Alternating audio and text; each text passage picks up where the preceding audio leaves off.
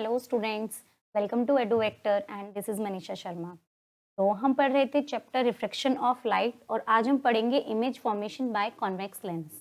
ठीक है, तो हम धीरे धीरे अपने चैप्टर को कंप्लीट करने तक पहुंच रहे हैं। मतलब बस 2 या 3 लेक्चर्स बचे हैं, उसके बाद हम एनसीईआरटी क्वेश्चंस करेंगे और हमारा ये चैप्टर फिनिश हो जाएगा, reflection of light and refraction of light. Clear है? तो आज हम इमेज फॉर्मेशन पढ़ेंगे कॉन्वेक्स लेंसेज की। Let's start. तो सबसे पहले हम पढ़ते हैं रूल्स फॉर ऑब्टेनिंग। अब अगर हमें कोई भी इमेज बनानी है तो कुछ भी इमेज बनाने के लिए हमें उसके रूल्स पता होने चाहिए कि क्यों बनेगी, वो कैसे बनेगी। तो हम वो सब चीजें इसमें देखेंगे। अब जैसे हमें पता है कि जहां पर भी दो मतलब कि जहां पर भी वो पॉइंट जहां पर दो रिफ्लेक्टेड रेज कटती थी तो वहां पर इमेज बनती थी। ठीक है, अब इस वाले केस में क्या है कि दो रिफ्लेक्टेड, हम रिफ्लेक्शन पढ़ रहे हैं तो दो रिफ्लेक्टेड इमेजेस कट करेंगी जहां पर, या फिर हम कह सकते हैं मीट करेंगी, उस इंटरसेक्शन पॉइंट को हम क्या बोलेंगे, इमेज बोलेंगे। वहां पर उनकी इमेज बनेगी। क्लियर है? तो जैसे रूल्स हमने इन केस ऑफ मिरर्स पढ़े थे, same as it is rules हैं जो कि लेंसेज के उसमें पढ़ने हैं। बस हमें वो थोड़ा सा फिर भी एक बार रिकैप कर लेते हैं जिससे कि पढ़ने में आगे आसानी रहे। तो हम सबसे पहले स्टार्ट करते हैं रूल नंबर 1 से। तो रूल नंबर 1 क्या कहता है? ये हमारे पास क्या है, कॉन्वेक्स लेंस है, ये तो हमें पता ही है। ठीक है, और कॉन्वेक्स लेंस को हम क्या कहते हैं, कन्वर्जिंग लेंस, क्योंकि ये लाइंस क्या कर देता है, जो भी लाइट रेज आती है उन्हें कन्वर्ज कर देता है। कन्वर्ज मींस एक पॉइंट पर आकर उन्हें मिला देता है, तो इसे हम कन्वर्जिंग लेंस भी बोलते हैं। क्लियर? तो अरे अब सबसे पहले इसमें क्या बनेगी, प्रिंसिपल एक्सिस। ये मैंने आपको लास्ट में बता दिया है, लास्ट लेक्चर में हमने बता दिया था। ये क्या है, प्रिंसिपल एक्सिस। जो ये सेंटर से पास हो रही है इसे हम कहेंगे optical center means C. Clear? अब ये सिर्फ आपको इतना ही बताया गया है। तो अब इसके रूल्स पढ़ते हैं कि पहला रूल ये कहता है कि कोई भी ray of light principal axis के पैरेलल जाएगी। ठीक है, वो उसके फोकस से वापस आ जाती है। अब हमने इसमें आपको एक चीज बताई थी, जैसे कि यहां पर क्या होगा, एफ फोकस, और यहीं पर जितनी डिस्टेंस पर ये होगा इतनी ही डिस्टेंस पर ये होगा, जिसे हम बोलेंगे एफ डैश। क्लियर है? और ये हो गई हमारे पास प्रिंसिपल एक्सिस।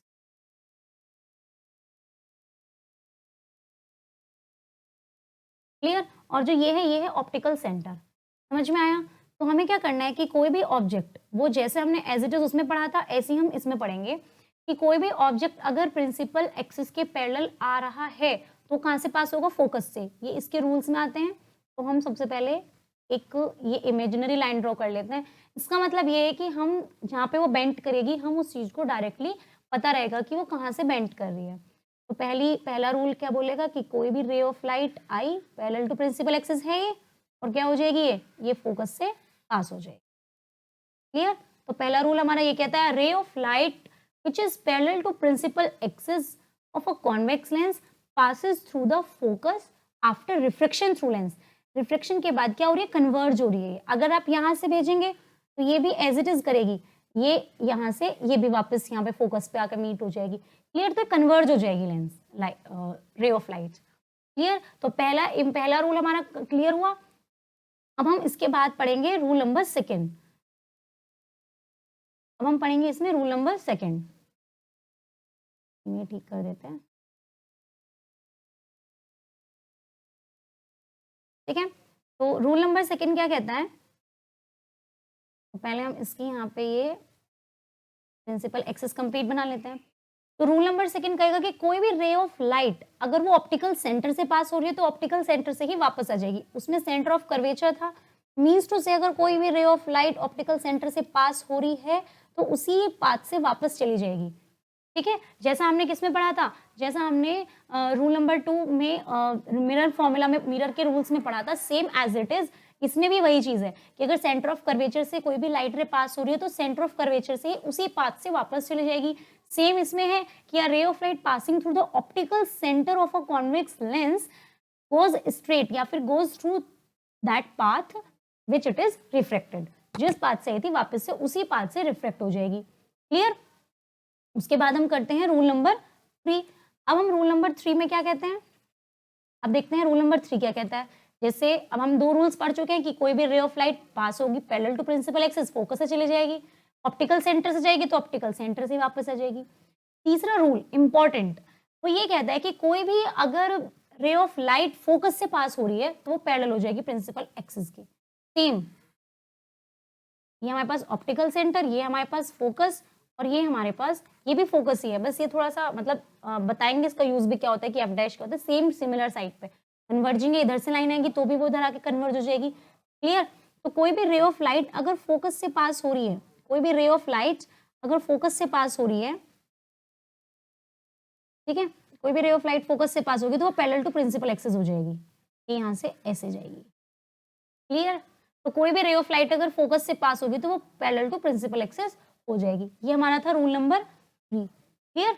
तो बस इसमें हमने उसमें 4 रूल पढ़े थे, इसमें 3 रूल पढ़ने हैं। पहला रूल ये कहता है कि कोई भी रे ऑफ लाइट अगर पैरेलल टू प्रिंसिपल एक्सिस जाएगी तो वो क्या होगी, वो फोकस से वापस आ जाएगी।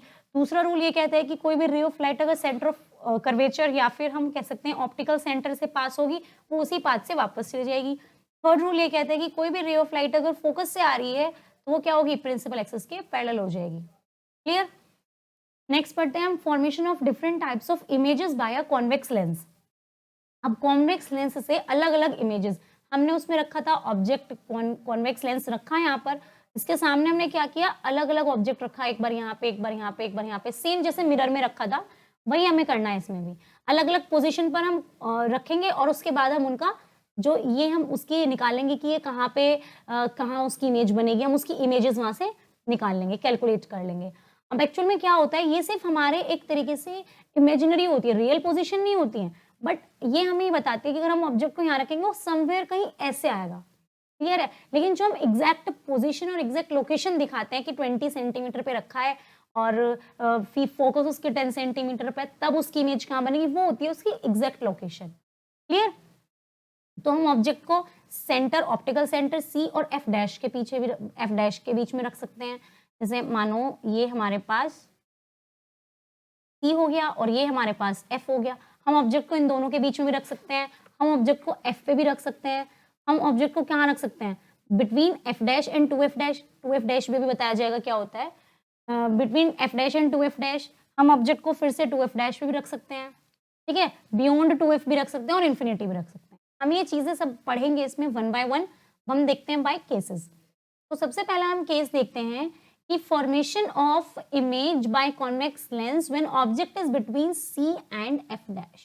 जब हमारा ऑब्जेक्ट कहाँ पर है, सी और एफ डैश के बीच में। सी क्या है हमारे पास, optical centre, and F dash है हमारे पास फोकस। अब हम सबसे पहले इसकी ये इमेजिनरी लाइन बना लेते हैं, ड्रॉ कर लेते हैं। ठीक है, ये हमने इसका ऑप्टिकल सेंटर बना दिया सी। क्लियर? ये हमने यहाँ पर एफ डैश बना दिया और इतनी ही स्पेस पे हमने यहाँ पर एफ बना दिया। क्लियर है? ये हमारे पास हो गई प्रिंसिपल एक्सिस बी ए और ये हमारे पास फोकस है और ये भी हमारे पास क्या है, फोकस है। क्लियर? अब जो अब रखेंगे कहाँ पे, देखते हैं हम कहाँ रखते हैं ऑब्जेक्ट को, कहाँ रखेंगे, कैसे बनाएंगे, उस चीज को देखते हैं। इसने बोला object between C and F dash, C और एफ डैश के बीच में कहीं पे भी ऑब्जेक्ट हमने मानो यहाँ रख दिया। ठीक है, हमने कहाँ रखा, ये ऑब्जेक्ट यहाँ रख दिया। अब हम इसकी रे डायग्राम बनाना स्टार्ट करते हैं। इस तरीके से बनाएंगे जिससे कि हमें क्या होगा, जिससे कि हम क्लियरली हमें पता चल सके कहाँ पे, अगर हम लोकेशन कहाँ रखें ऑब्जेक्ट की तो हमें इमेज मिल जाए, जिससे हमें इसकी इमेज मिल जाए। तो वही पहला रूल कहता है कि पैरेलल टू प्रिंसिपल एक्सिस जाएगी और जाने के बाद क्या हो जाएगी, वो फोकस से पास हो जाएगी। पहला रूल हुआ हमारे पास कंप्लीट, रूल नंबर 1। अब सेकेंड रूल क्या कहता है कि वो सेंटर ऑफ कर्वेचर या ऑप्टिकल सेंटर से जाएगी और वो वहीं से ही वापस आ जाएगी। टेढ़ा बन गया है, ठीक है, इसी पाथ से गई और इसी पाथ से वापस आ गई। अब क्या है, ये आपको दिख रहा होगा, ये क्या है, ये पैरेलल रेज है। तो जब हम इन्हें यहाँ पे हम अपनी सुंदर सी आंख बनाते हैं, जब हम यहाँ से देखेंगे इसे, ये हमारी आई है, तो जब हम यहाँ से देखेंगे तो हम क्या करेंगे, उसे imaginary by dotted lines complete करने की कोशिश करेंगे कि हमें क्या करना है, कहीं ना कहीं इमेजेस मिलानी है, कहीं ना कहीं ये रिफ्लेक्टेड लाइंस हमें मिलानी है। क्लियर? तो ये यहाँ पे कहीं जाकर मिल गई। अगर ये सामने से भी पैरेलल जाती तो शायद ये ना मिल पाती। मिलने के बाद हमने बनाया ये बनी हमारी इमेज। ऑब्जेक्ट था हमारे पास ए बी, तो इमेज क्या हो गई, वही इसका जो हेड है, मींस जो एरो है। ये मैंने आपको हर चीज बहुत क्लियरली मिरर के केसेस में बताई हुई है, तो बार बार आई डोंट थिंक कि मुझे रिपीट करने की जरूरत है। तो इसका एफ डैश, तो ये इसका, सॉरी, इसका ये हो जाएगा ए डैश और ये हो जाएगा इसका टो जो हो जाएगा वो हो जाएगा बी डैश। तो ये क्या हुई, हमने ये इमेज डॉटेड लाइंस के थ्रू बनाई है। इमेज कैसी बनी है, इमेज कैसी बनी है, वर्चुअल बनी है, और क्या बनी है, इरेक्ट बनी है। वही जो हमने वहां पे पॉइंट्स करे थे वही इसमें 3 पॉइंट्स लिखने हैं मिरर के केसेस में। बिल्कुल अगर आपका मिरर वाला पार्ट क्लियर है तो आपको लेंस में बिल्कुल भी ज्यादा आपको समझने की या उसकी बिल्कुल जरूरत नहीं है। अगर आपका मिरर वाला पार्ट क्लियर है तो लेंस में कुछ है ही नहीं, बाकी बचा ही नहीं है, आपको सब लगेगा पढ़ा हुआ है पढ़ा हुआ है। ठीक है, तो हमने देखा कि ऑब्जेक्ट, अगर हमने देखा कि वर्चुअल और इरेक्ट बनी है, सबसे पहले इसकी बात। दूसरी बात, हमारा ऑब्जेक्ट था साइज, सिर्फ इतना साइज था हमारे ऑब्जेक्ट का, लेकिन जो हमारी इमेज थी वो अच्छे खासी बड़े साइज की है। तो हम अपनी, अब मैं डायरेक्ट वाली लैंग्वेज में लिख रही हूँ, एनलार्ज बनेगी। मैं वो नहीं लिखूंगी कि larger than the object, no, because it is we understood it. ठीक है, तीसरी और सबसे बड़ी बात कि इमेज बनी कहाँ पर है, बनी कहाँ है, ऑब्जेक्ट के पीछे बनी है। ठीक है, कहाँ बनी है, ऑब्जेक्ट के पीछे। तो हम कह सकते हैं कि बिहाइंड, बिहाइंड द ऑब्जेक्ट कह दो आप, या कह सकते हैं कि लेंस के लेफ्ट साइड बनी है, left side of the lens. Clear है, तो बस वही 3 चीजें यहाँ से हमें वही बतानी है। वर्चुअल इरेक्ट बनी है, बस वो 2 पोर्शन पे आपको वर्क करना है कि पहली रे अगर पैरेलल जा रही है प्रिंसिपल एक्सिस के तो फोकस से पास होगी, दूसरी ऑप्टिकल सेंटर से जा रही है तो उसी पाथ से वापस पास हो जाएगी। बस यही है। अब इसके बाद देखते हैं कैसे। When an object is placed within the focus of convex lens, focus के ही बीच में है, तो इमेज बनेगी behind the object on the left side of lens, virtual and erect and larger than the object, जिसे हम enlarge magnified कहते हैं। जितनी कम फोकल लेंथ होगी कॉन्वेक्स लेंस की, उतनी ही ज्यादा उसकी मैग्नीफाइंग पावर होगी। जैसे क्या करते हैं, आपने कभी जो मैग्नीफाइंग लेंस आता है आपने वो देखा होगा, कुछ भी चीज देखने के लिए कुछ इस टाइप का है। ठीक है, तो आपको अगर वर्ड्स भी देखने हैं, वर्ड्स जैसे यहाँ पे वर्ड्स लिखे हुए हैं और आप वर्ड्स देख रहे हो, बचपन में बहुत खिलौने टाइप इसमें मिलते थे, तो हम क्या करते थे, उनसे मैग्नीफाइंग लेंस से अपने बुक्स में ऐसे देखते थे। तो आप देखोगे वो चीजें अगर छोटी लिखी है, मानो ऐसे इतना छोटा लिखा है, तो आपको मैग्नीफाइंग लेंस से कुछ इतना बड़ा दिख जाएगा। या हम कह सकते हैं स्पेक्स में जैसे कि यूज होता है। ठीक है, अगर स्पेक्स में जिसको कोई प्रॉब्लम है, मतलब उनके आईसाइट वीक है, उन्हें नहीं दिखता है, तो वो क्या करते हैं, उसमें लेंस लगा लेते हैं इस टाइप का, जिससे कि उन्हें वो क्लियर दिखाई देने लगे, उन्हें छोटे वर्ड्स बड़े दिखने लगे। क्लियर है, जैसे अगर मानो हमें ये फ्लावर पे, मानो हमें यही गिननी है, ये कितनी लाइंस हैं, इसमें कितनी पेटल्स हैं, तो हम क्या करेंगे, इस मैग्नीफाइंग लेंस के थ्रू इसे कैलकुलेट करने की कोशिश करेंगे। क्लियर है। अब नेक्स्ट केस 2, जब हमने ऑब्जेक्ट को एफ डैश पे रख दिया। अब हमने क्या किया, ऑब्जेक्ट को एफ डैश पे रख दिया, तो अब क्या होगा, वही सबसे पहले हम क्या करेंगे, इसमें ये लाइन बहुत जरूरी है, ये मैं बता चुकी हूँ, it is now understood to all of you. ये उसका ऑप्टिकल सेंटर, ये इसका प्रिंसिपल एक्सिस, आपको इस तरीके से पढ़ाया जा रहा है कि आपको वापस से पढ़ो, तो ऐसे पढ़ो कि आप वापस से उसे रिवीजन करने की नीड ही ना पड़े, और ना ही आपको उस चीज को रटने की जरूरत पड़े, कि कहीं पे भी कोई क्वेश्चन आए आप एग्जैक्ट उसे डायरेक्ट ही कर पाए। क्लियर है, तो हमने क्या रख दिया, अब यहाँ पर इसके पास आ गया एफ डैश और यहाँ पर आ गया एफ। अब आप कहोगे कि जब यहाँ पर ये एफ है तो हम सारे ऑब्जेक्ट यहाँ क्यों रखेंगे, वाई? वो इसलिए रखेंगे क्योंकि मैंने आपको मिरर फॉर्मूला में बहुत अच्छे से ये बात बताई है कि ऑब्जेक्ट हमेशा कहाँ रखा रहता है, हमेशा लेफ्ट साइड पर रखता है। ऑब्जेक्ट हमेशा लेफ्ट साइड रखते हैं, चाहे वो लेंस का केस हो चाहे वो मिरर का केस हो। क्लियर है, चाहे वो उसका फोकस उधर बनता हो, लेकिन हम रखेंगे इधर ही। तो अब स्टार्ट करते हैं कि हमारा ऑब्जेक्ट कहाँ रख दिया, हमने फोकस पे रख दिया एफ पर। अब हमने इसको रखा एफ डैश पर, फोकस पर, और अब हम बनाते हैं इससे इमेज। तो हम क्या करेंगे, वही पहली लाइन यहां से जाएगी parallel to principal axis, passes through the focus, first complete हुई। सेकंड ऑप्टिकल सेंटर से जाएगी, ये वाली लाइन भी आप देख रहे हैं कि ये सीधे सीधे चली गई और ये इसी रास्ते से वापस आ गई, लेकिन ये मिल नहीं रही है, पीछे पीछे तो मिली नहीं। अब हम आगे मिलाने की कोशिश करते हैं इन्हें।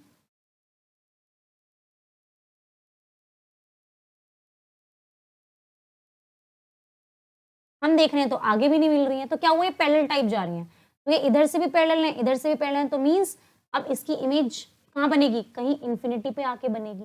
अगर हम यहाँ पे देखेंगे तो इमेज कहाँ बन रही है, कहीं इंफिनिटी पे बन रही है, इमेज एट इंफिनिटी। क्लियर है? उसमें क्या बन रही है, इमेज इंफिनिटी पे। ये रेस आप बिल्कुल भी इस चीज से याद मत करके चलना, बिकॉज आप अगर खुद बनाओगे तो ये अपने आप ही आ जाएगी, ऐसा कुछ नहीं है। बस आपको ये 2 रूल्स पता होने चाहिए, कहीं मर्जी आप ऑब्जेक्ट रखो आपको इमेज डेफिनेटली मिलेगी। ये 3 रूल पता होने चाहिए कि कहाँ पे क्या, पहली रे कैसे जाती है, सेकेंड रे ऑप्टिकल सेंटर से जाती है, तीसरी पैरेलल जाएगी तो क्या होगा। ये 3 बातें पता हो तो आप कहीं पे भी इमेज रखो, ऑब्जेक्ट रखो, आपको इमेज डेफिनेटली क्लियर और एग्जैक्ट मिलेगी। क्लियर है? तो हमें यहाँ से क्या मिला, हमें यहाँ से क्या मिलेगा कि ऑब्जेक्ट हमारी इमेज कहाँ बनी है, सबसे पहले इन्फिनिटी पर बनी है। ठीक है, सेकेंड थिंग, दूसरी चीज हमारी जो बनेगी वो रियल और इन्वर्टेड बनेगी, क्योंकि जब पीछे नहीं मिल रही ऑब्वियसली फिर तो कहीं इधर बनेगी, और इधर बनेगी तो उल्टी बनेगी, तो क्या बनेगी, रियल एंड इन्वर्टेड बन गई। थर्ड थिंग, बनी कहाँ पे है ये बहुत बड़ी बनेगी, हाईली इनलार्ज्ड, या हम कह सकते हैं मैग्नीफाइड। क्लियर है? हाईली एनलार्ज्ड हम कह सकते हैं मैग्नीफाइड। अब देखो, when an object is placed at the focus, अगर फोकस पे रखी रहेगी तो इन्फिनिटी पे बनेगी, रियल इन्वर्टेड बनेगी और एनलार्ज्ड बनेगी। ये बहुत, जैसे मानो हमने फोकल लेंथ अगर हमने 5 सेंटीमीटर की ले ली है, 5 सेंटीमीटर दूर है फोकल लेंथ, तो हमने जब उसे लिया तो उससे और ज्यादा क्या बनेगी, जब हम इमेज बनाने की कोशिश करेंगे तो बहुत बड़ी बनेगी। इन्फिनिटी पे, इन्फिनिटी का मतलब ये नहीं है कि कहीं बनेगी नहीं, ऐसा नहीं है, बनेगी बट कहीं दूर जाकर, जिससे हम उस लेंस के अकॉर्डिंग कैलकुलेट नहीं कर सकते हैं। Clear? The next is when the object is placed between f dash and 2f dash. अब आप कहोगे ये 2f डैश क्या है, अब तक तो हम सिर्फ इसे सुन रहे थे, अब ये नया कहाँ से आ गया 2f डैश। अब 2f डैश तो हमने देखा ही नहीं था, मिरर के केस में तो कहीं पढ़ा ही नहीं, और मैम ने भी अभी तक नहीं बताया। कुछ नहीं है भाई, इतना दिमाग लगाने की जरूरत ही नहीं है कि क्या है। अरे इतना पोर्शन f हुआ, इतना पोर्शन 2f हो गया, खत्म बात।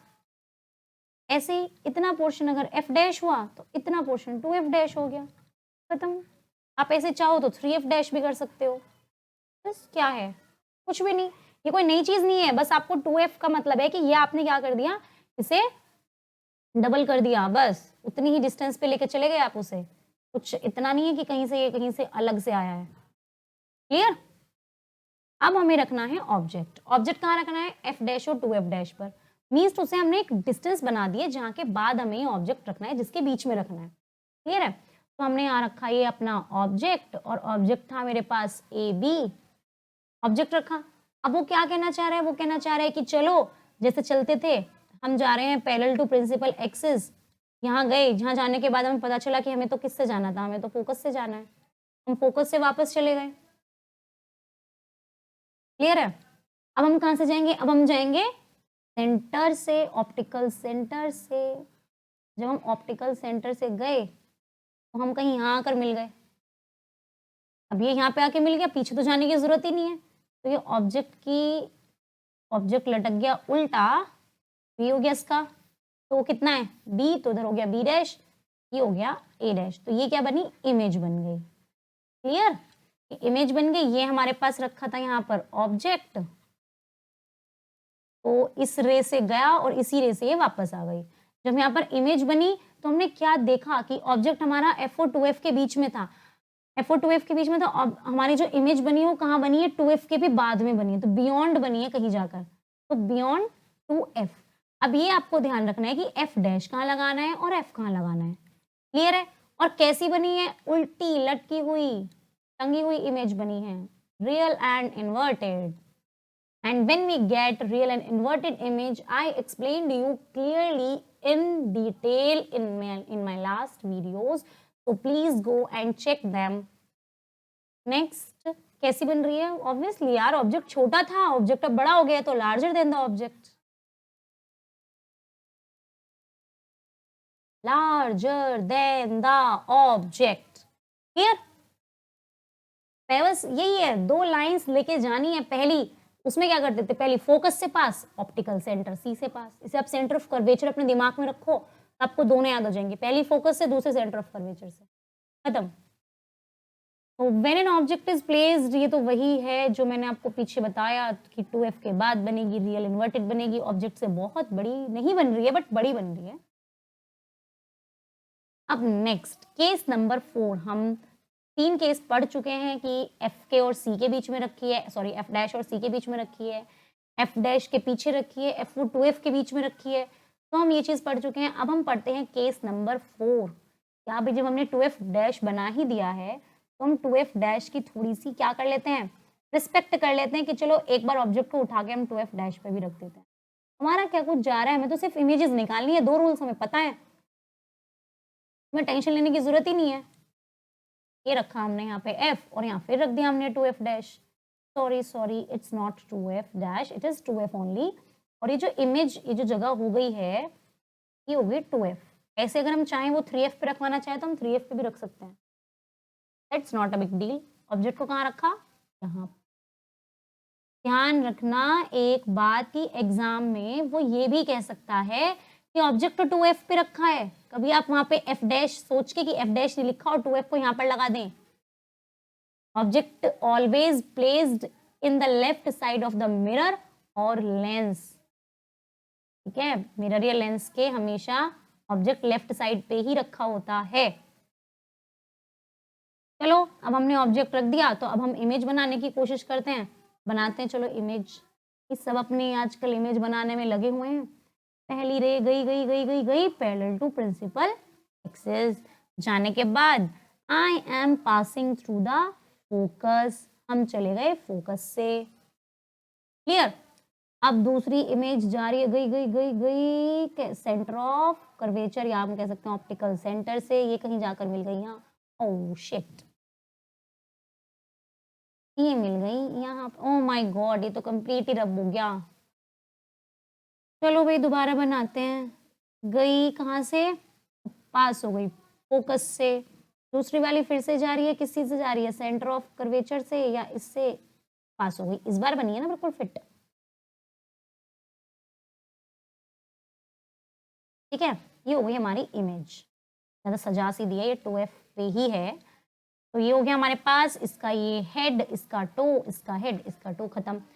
तो हमने देखा इसी रे से गई थी, इसी रास्ते से वापस आ गई, जिस रास्ते से जाना है उससे ही वापस आना है, बीच में मोड़ तोड़ नहीं लेना है। तो हमने देखा 2f पे थी, 2f पे वापस बन गई। अच्छा ये तो 2f पे बनी है, तो नंबर 1 इमेज कहाँ बनी है, एट 2f। वो 2f डैश पे थी, वो 2f पे है। अब हम ये भी वो कह सकते हैं कि हम ये भी कह सकते हैं कि 2f पे बनी है, लेकिन हमें बताएंगे on other side, on other side of lens, या हम कह सकते हैं on right side of the lens,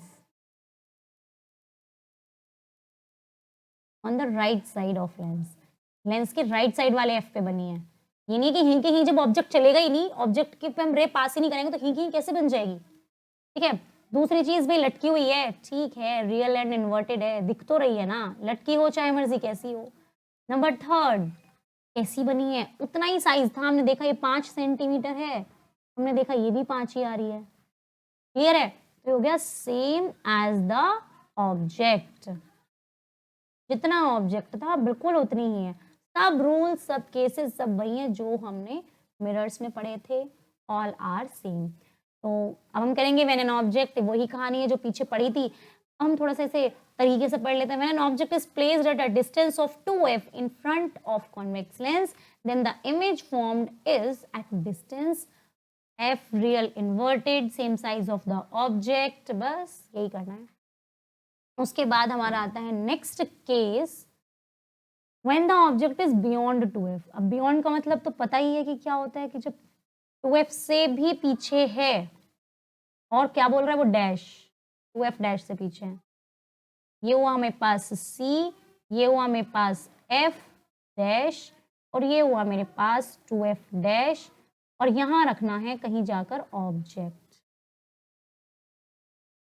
थोड़ी सी और लंबी बना लेते हैं। ये हो गया मेरे पास A, ये हो गया मेरे पास B, ऑब्जेक्ट। क्लियर। अब इसने बोला मैं ऑब्जेक्ट कहाँ पे बैठा हूँ, उसने कहा कि मैं बैठा हूँ 2f से पीछे। अच्छा तो यहाँ पे भी बनाना पड़ेगा फिर। ये हो गया मेरे पास f और ये हो गया मेरे पास 2f, ठीक है। तो पहली लाइन गई parallel to principal axis and passes through the focus। ये एरोज बनाने बहुत जरूरी हैं, ये इसका रास्ता दिखाते कि हाँ इसी रास्ते से गई होगी। दूसरी लाइन गई हमारी सेंटर ऑफ कर्वेचर से और जाने के बाद उसने कट कर दिया यहाँ पर। ये हो गई हमारी इमेज, ये हो गया इसका बी डैश, ये हो गया इसका ए डैश। अच्छा मैं यहाँ से गई थी और मैं यहीं से वापस आ गई। क्लियर?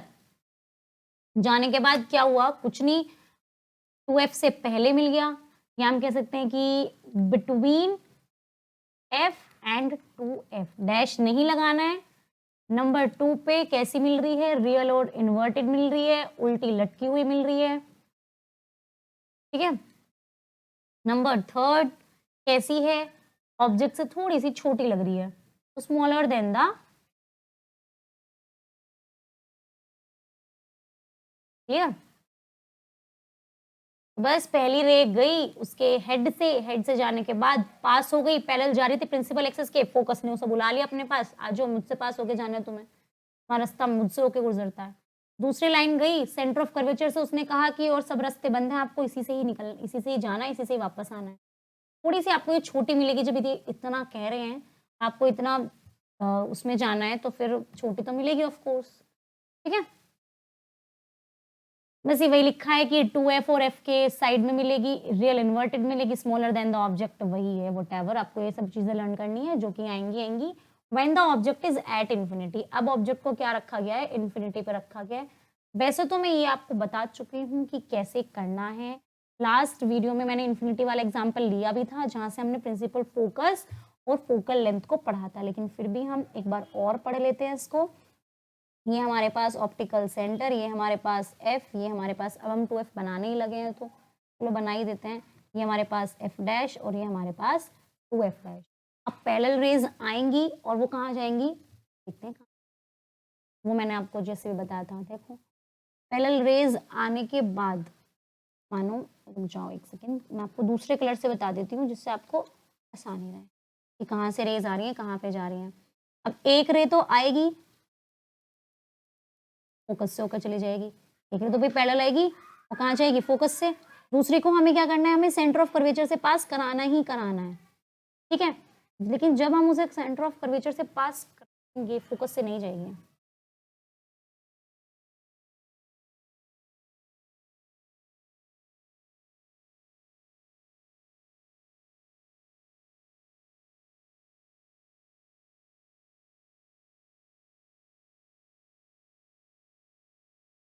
तो अब हमें क्या करना है कि पहली रे आई, आने के बाद अब पैरेलल थी तो हमने क्या किया? हमने उसे पैरेलल होने के बाद वो डिस्ट्रैक्ट हो गई, मीन्स टू से थोड़ी सी जब हम उसने रिफ्रैक्शन किया, आफ्टर रिफ्रैक्शन तो वो क्या हुआ? उसने कन्वर्ज करना स्टार्ट किया। जब वो कन्वर्ज करेगी, जब वो कन्वर्ज करेगी तो पहली रे आएगी कहाँ से? यहाँ से आई और उसने क्या किया? कन्वर्ज कर गई। वो फोकस से होकर नहीं गई, क्योंकि पैरेलल रेज जो क्योंकि पैरेलल नहीं आ रही है तो जरूरी है फोकस से नहीं जाएगी ये। ठीक है। फिर दूसरी कहाँ से आएगी हमारी? दूसरी आएगी सेंटर ऑफ कर्वेचर से। सेंटर ऑफ कर्वेचर से आई और क्या हुआ? ये यहाँ पर ये भी इसी रास्ते से आई थी, इसी रास्ते से वापस चली गई। हम ये फोकस को यहाँ बना लेंगे एफ। क्लियर है? तो ये हमारी इमेज कहीं इस टाइप से ऐसे बन जाएगी। ठीक है। तो ये हमारे पास क्या हो रहा था? पैरेलल रेज यहाँ से आ रही थी, तो यहाँ पर हम कह सकते हैं कि ये आ रही है पैरेलल रेज। क्या हम कह सकते हैं? बहुत दूर से कहीं से आ रही है, आने के बाद ये फोकस पे आकर मीट हो गई। अब मैंने आपको एक लास्ट में भी बताया था, जो लास्ट वीडियो में बताया था लास्ट में, कि ऐसे कहीं से पैरेलल रेज आई और ऐसे मीट हो गई। वो ऐसे पैरेलल रेज आने के बाद मीट हो गई, जहाँ पे कट करती है इसी को क्या बोलते हैं? हम फोकस बोलते हैं। क्लियर है? तो वही चीज है, बस इसमें हमें क्या करना है? हमें रूल्स फॉलो करने। एक रे हमें सेंटर ऑफ कर्वेचर से भी पास करानी है। क्लियर? तो हमने इसीलिए इस पैरेलल रेज को हमने थोड़ा सा डिस्टेंस चेंज कर दिया है। क्लियर? उस रूल को हमें यहाँ प्रूफ करना है, तो इस वजह से हमने इसे रूल नहीं माना, इसमें रूल का हमने यूज नहीं किया, सिर्फ एक का किया कि सेंटर ऑफ कर्वेचर से आई, सेंटर ऑफ कर्वेचर से वापस चली गई। क्लियर? अब इसके बाद हमें यहाँ से मिला क्या है, जरा ये देखते हैं। हमें यहाँ से नंबर 1 क्या मिल रहा है कि इमेज कहाँ बनी है? एट फोकस, और फोकस भी कौन से वाला है? एफ वाला है। दूसरी चीज जो हमें कैसे मिली है, इमेज मिली है हमें स्मॉलर देन द ऑब्जेक्ट। भाई अगर यहाँ पे भी रखा है तो बहुत बड़ा है नहीं है ऑब्जेक्ट, तो ये हो जाएगा यहाँ पर smaller than the object. Third, कहाँ बनी, कहाँ पे इमेज, फोकस पे बन गई, स्मॉलर देन द ऑब्जेक्ट हो गई, और है कैसी, रियल एंड इन्वर्टेड। ठीक है, तो हमने क्या किया इसमें 6 के 6 केसेस पढ़ लिए हैं। 6 के 6 केसेस में कि कहाँ पे क्या होना है, किस तरीके से इमेज आई, किस तरीके से हमने ये सब पढ़ा। तो फोकल लेंथ अगर हमें निकालनी हो बहुत, जैसे भी ऑब्जेक्ट अगर इन्फिनिटी पे है तो हमें उसकी फोकल लेंथ, मैंने आपको एक वो भी दिया था कि सनराइज, सन वाला, सन का एग्जांपल भी दिया था कि सन होता है तो उसकी जो रेज आती है वो भी पैरेलल आती है, लेकिन अगर हम कॉन्वेक्स लेंस लगा देंगे और नीचे पेपर रख देंगे तो रेज कुछ इस तरीके से आती हैं कि इस पेपर को भी पूरा तरीके से बंट कर देती है, इसमें होल क्रिएट कर देती है, इसलिए हम उसे नेक्ड आईज से नहीं देख सकते। So when an object is at infinity from a convex lens, then the image formed is at the focus real and inverted much smaller than the object। ये सब हम पढ़ चुके हैं। के बाद मैंने आपको एक समरी दे दी है कि जब आप उसे पढ़ लेंगे, ये रटने की जरूरत है नहीं, वैसे इसकी नीड नहीं है अगर आप अच्छे से समझा है तो, बट फिर भी अगर आपको एकदम से शॉर्ट रिवीजन करना है तो उसके लिए कि ऑब्जेक्ट यहाँ है, पोजीशन इमेज की कहाँ है, साइज कैसा है और नेचर कैसा है। सिर्फ एक ही वर्चुअल इरेक्ट मिलेगी, बाकी सब रियल इन्वर्टेड मिलेगी in case of convex lens. लेकिन अगर हम बात करें कॉन्वेक्स मिरर की, sorry in case of mirror, तो ये ऐसा होता है कॉन्केव मिरर में, एक ही वर्चुअल इरेक्ट मिलती है, बाकी रियल इन्वर्टेड मिलती है। ठीक है, तो कॉन्वेक्स लेंस कहीं ना कहीं somewhere shows the similarity through out the concave mirrors. तो एफ के और लेंस के बीच में वो सिर्फ तभी आपको वर्चुअल इरेक्ट मिलेगी, बाकी सब आपको रियल इन्वर्टेड मिलेगी। तो नेचर ऑफ इमेज तो आपको पूरा अच्छे से क्लियर हो गया होगा। दूसरी चीज है, एक ये वाला इंपॉर्टेंट है कि 2f पे अगर ऑब्जेक्ट रखा है तो 2f पे ही इमेज बनेगी, और साइज भी अगर वो वहीं पे बनेगी तो साइज भी सेम होगा। क्लियर, तो ये तो बहुत अच्छे से रिवीजन हो गया।